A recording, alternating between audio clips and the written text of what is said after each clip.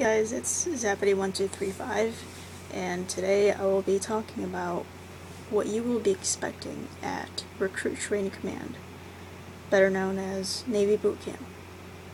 So, when you arrive at Navy Boot Camp, actually, let me push it back a little. So your recruiter will be taking you to MAPS, which is where you should have taken your ASVAB, your physical, your hearing test, everything, all that stuff. You will be taken to the hotel, and of course you will be given room accommodations, and you will be given breakfast and dinner. You will have a curfew. It may be 9 o'clock, maybe 10 o'clock or 10:30, it all depends, but during the curfew, no one is allowed to be out and about in the P-way or anything like that. You will be woken up the next morning around 4:30 or 4:30, 5:30, because you will be boarding the bus on your way to the airport, so you better get a good night's sleep the night before you leave for boot camp. Once you get to the airport, you will have been issued 2 checks for you to use to buy anything you want. So depending on which airport you're at, you'll be given a certain amount of money for you to spend, and you can spend it on any kind of food you want or anything you would like. I mean, you don't have to buy food, you can buy some souvenirs, but I wouldn't suggest that, because once you get to boot camp, you won't be needing any of that stuff. So just use your checks wisely. If you have any unused checks, they will be collecting those. You will be tossing them out, or there will be sailors once you arrive at O'Hare Airport. There will be people there dressed in khaki shirt and black pants. They're all sailors. They're not RDCs. So don't be scared. If they start screaming or shouting, they're supposed to do that, but they're not RDCs. RDCs are the people that have the red robes, and they can either be chiefs, senior chiefs, petty officers, or master chiefs. So once you get to O'Hare, you will be asked to line up, and you will be lining up with a bunch of your friends. You may be separated from the group you came with, but all in all, you will be asked to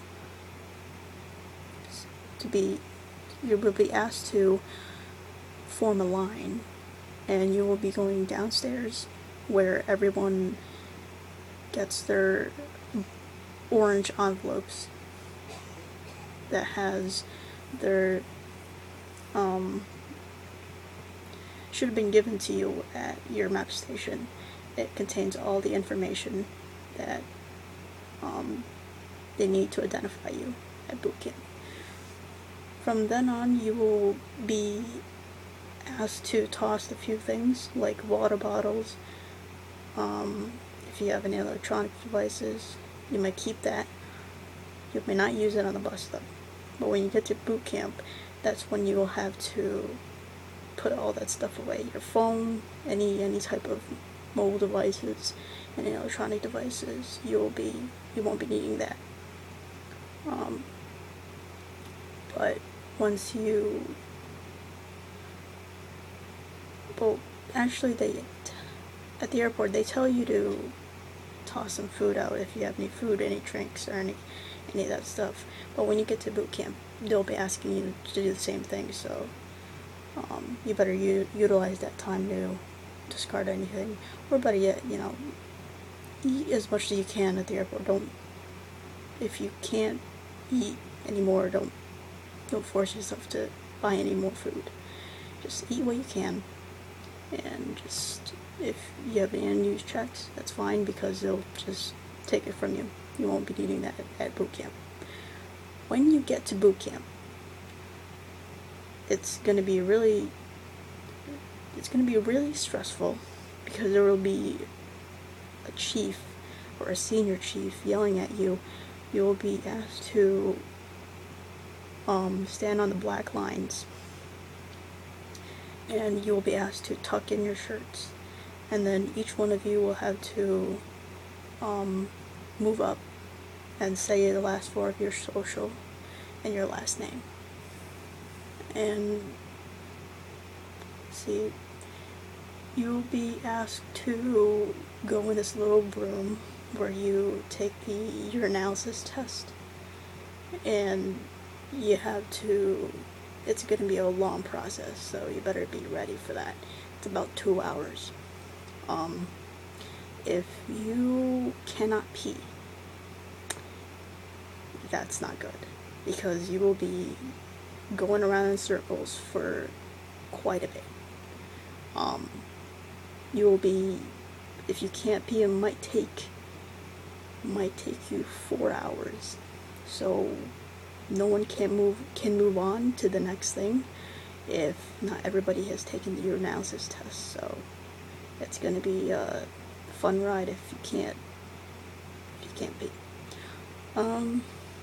So once all that's done, they ask you to hand in your sample of your pee, and then they tell you in a couple days, they'll tell you if it's positive or negative, you know. And then they ask you to step on one of those machines that test your how much pressure your feet can handle. And that's for your shoes. They issue your tennis shoes on the first night, and you will be issued these, your sweats or your Smurfs. Those will be your first set of uniforms, I guess, for now. Anyways, after all that's done, that's when you start your P days. Your P days don't count as your first week of training, so keep that in mind. P days don't count as your first week of training. That's not when boot camp begins. Boot camp begins when you actually do the PT and swimming and IT and all that good stuff. But during P days, that's when you get your medical stuff done. You have your hearing test, your eye exam, and then you have you get your blood drawn. If you have anemia, or if they suspect that you have anemia, they might have to draw more blood out of you, just in case. For females, you have to go to this awkward briefing about pap smear, but this is only if you're 21 years old or older. Okay, so don't worry about it if you're 20. If you're younger than 21, don't worry about it. But after you get all your shots done, everything, then comes the fun part. You get your NWs. You get issued your NWs right before, well, depending on your RDCs. Depending on who your RDCs are, you might get issued them during your first week or before your first week starts.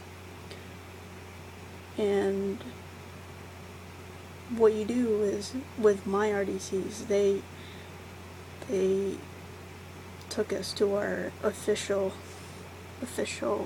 ship, which was USS Triton for us, ship 12, before our first week of boot camp even started.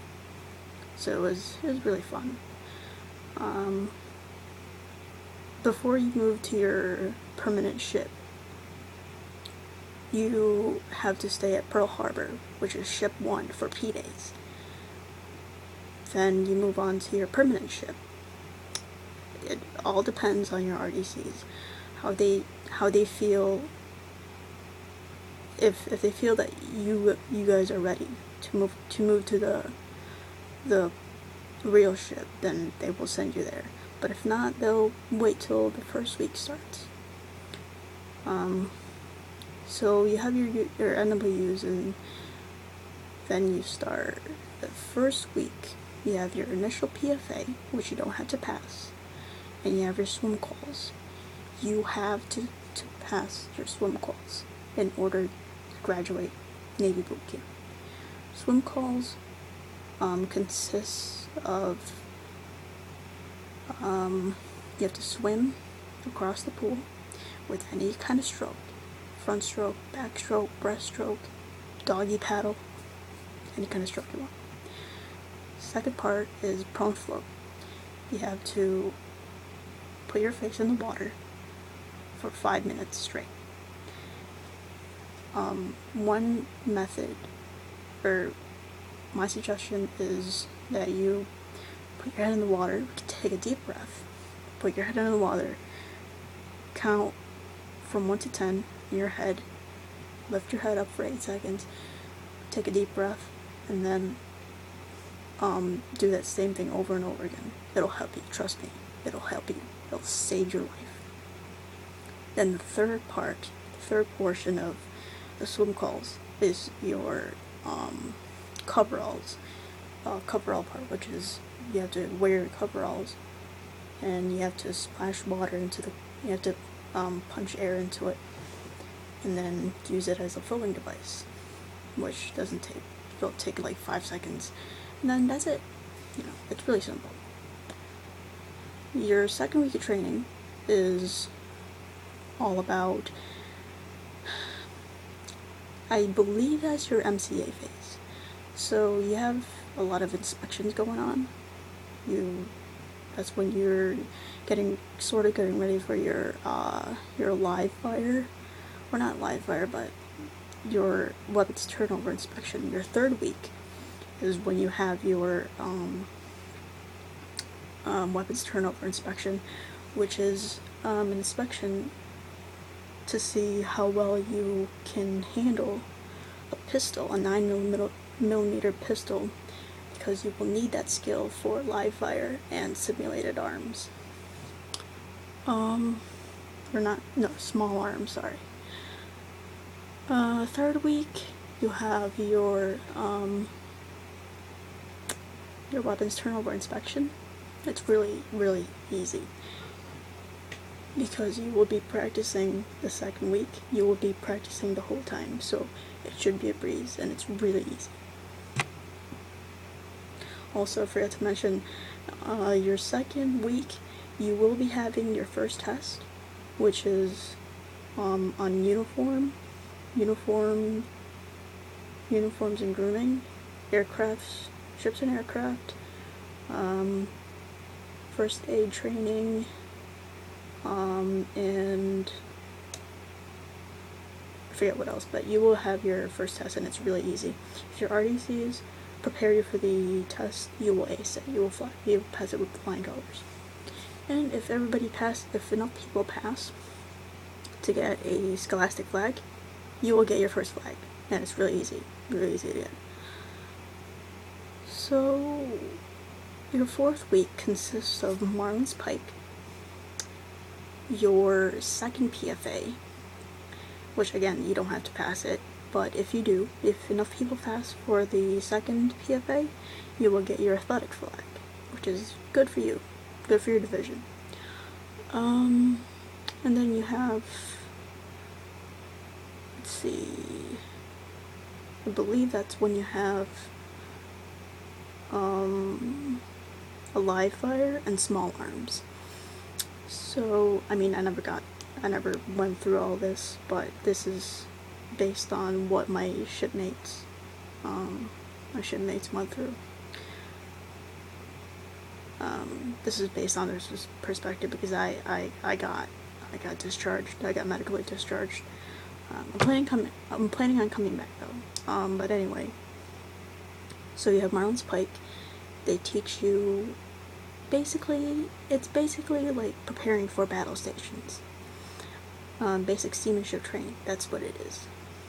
So, it's, you're basically working together with your shipmates to save people's lives in case of an emergency.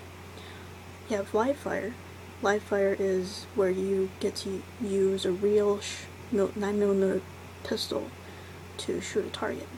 And small arms is kind of like live fire, but it's you're using a laser gun to shoot. And if you can get enough points to be a marksman in live fire, you will get a black ribbon during graduation.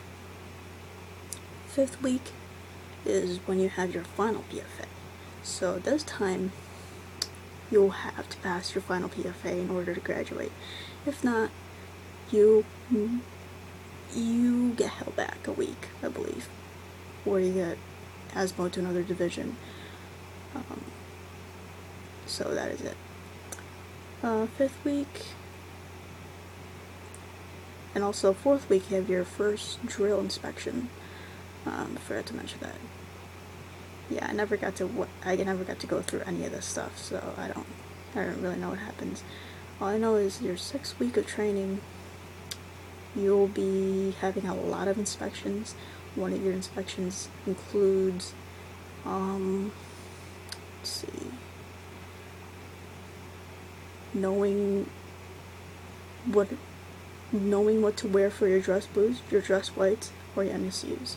So there will be so in your section, you'll be asked to maybe wear your dress whites, your dress blues, or NSUs. So it's going to be a guessing game, basically. So you have to be ready for all three. If you are asked to wear your NSUs, but you know very well how to wear your dress blues, you better be ready to wear your NSUs. Practice makes perfect. 6 weeks of training, I believe you also have your gas chamber and firefighting. Firefighting, you wear your coveralls, and those are the ugly uniforms. From what I've heard, gas chamber, for some people it's not fun. For some people, they said it was the most fun part of boot camp. Gas chamber, what you do is you're in this little room with a gas mask on, and when they tell you to take it off, you have to lift it up and put one hand under your chin, and with your other hand hold up your gas mask. And then, yeah, this is to prevent you from, to prevent your teardrops from getting to the floor, or any, it's to prevent you from making any kind of mess on the floor. So that is gas chamber.